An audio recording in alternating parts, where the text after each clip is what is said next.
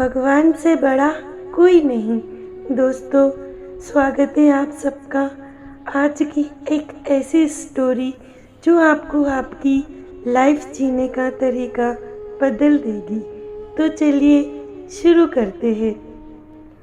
दोस्तों, किसी ने क्या कमाल की बात कही है कि दुनिया ने जब जब जोर लगाया मेरी कश्ती डुबोने को, ऊपर वाला खुद आया मेरी नैया पार लगाने को।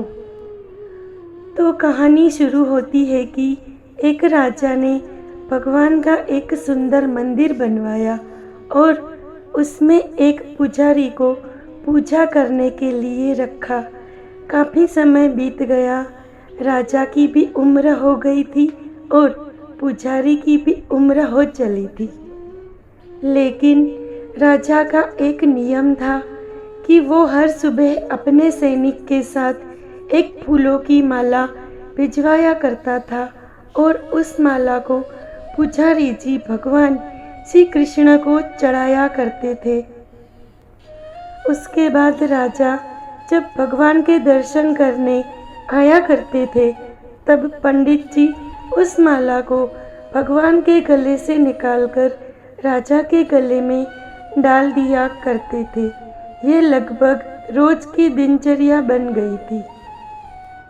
पुजारी जी बूढ़े हो चले थे और राजा भी बूढ़े हो चले थे। एक दिन राजा की तबीयत खराब हो जाती है तो राजा ने माला सिपाही के हाथ भिजवाते हुए सिपाही से कहा कि पंडित जी से कहना कि आज हमारी तबीयत ठीक नहीं है तो आज हम आ नहीं पाएंगे, तो आज हमारा इंतज़ार न करें। उसके बाद सिपाही ने माला जाकर पुजारी जी को दे दी और सारी बात पंडित जी को बताई। पंडित जी ने भी माला को श्री कृष्ण को चढ़ा दी। तो उसके बाद पंडित जी ने सोचा कि इतने साल गुजर गए कि भगवान की इस माला को हमेशा राजा जी को ही पहनाई है, लेकिन आज तक मैंने कभी इस माला को कभी खुद नहीं पहना। तो हो सकता है कि जरूर यह प्रभु की इच्छा है कि इतने सालों में आज मौका मिला है कि प्रभु की इस माला को मैं अपने गले में पहन पाऊँ। तो यह तो परंपरा ही थी कि प्रभु की वह माला तो रोज निकलती ही थी। तो इस बार पंडित जी ने वह माला अपने गले में डाल ली।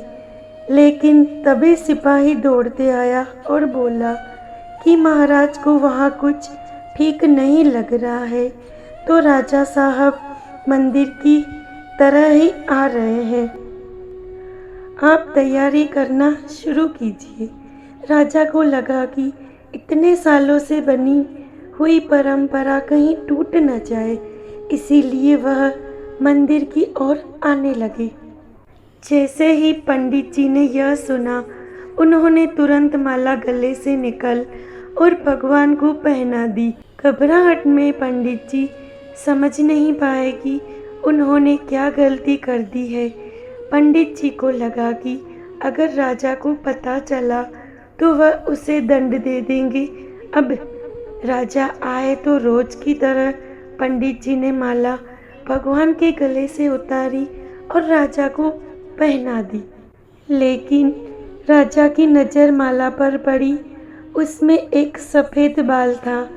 राजा को बात समझ में आ गई कि ये सफ़ेद बाल पुजारी का है। राजा ने पुजारी से पूछा कि क्या इस माला को आपने पहना था? यह सफ़ेद बाल कहाँ से आया? तो पंडित जी डर गए और डर के मारे बोल दिया कि यह सफ़ेद बाल तो श्री कृष्ण का है, भगवान का है।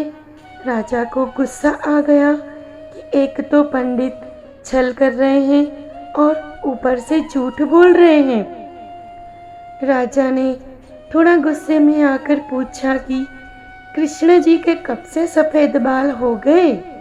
ठीक है, कोई नहीं, मैं कल श्रृंगार के समय आऊँगा, तब देखूँगा कि श्री कृष्ण के बाल सफ़ेद है या नहीं।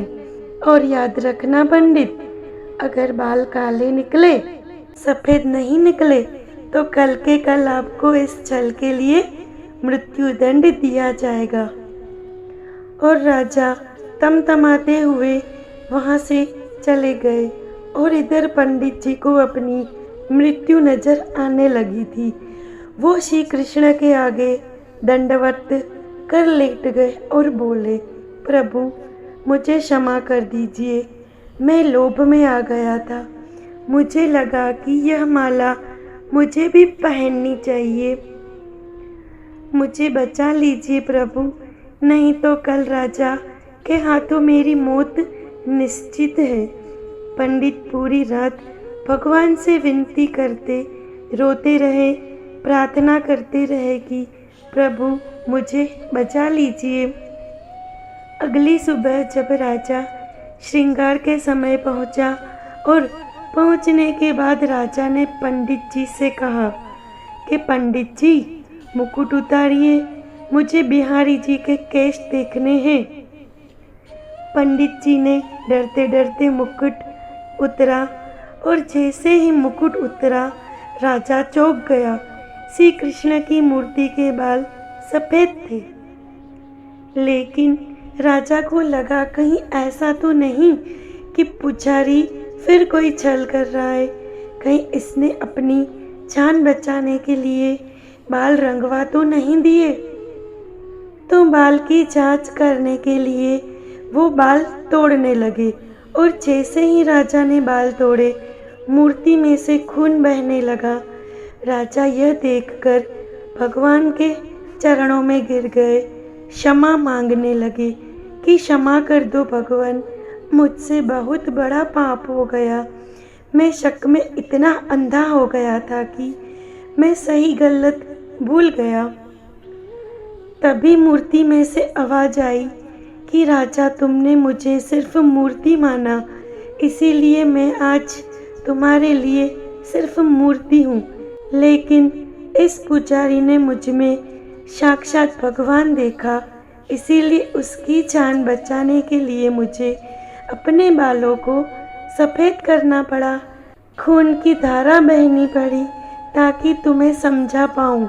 और उसके बाद राजा को अपनी गलती पर पछतावा हुआ, लेकिन अब कुछ नहीं हो सकता था। इसीलिए तो कहते हैं कि अगर मानो तो पत्थर में भी भगवान है, नहीं तो साक्षात आपके सामने भगवान भी आ जाए तब भी आप उनसे उनकी सत्यता मांगेंगे। अगर आप सच में भगवान को देखना चाहते हो तो आपके सिर्फ भाव होने चाहिए। ऊपर वाले पर बिना किसी शर्त के विश्वास रखो, क्योंकि ईश्वर से बड़ा कोई नहीं। और अपने कर्म को निरंतर करते रहो, ऊपर वाला आपको उसका फल अवश्य देगा। तो उम्मीद है आपको यह कहानी पसंद आई होगी। तो आपको क्या लगता है जो राजा ने किया, क्या वह सही था?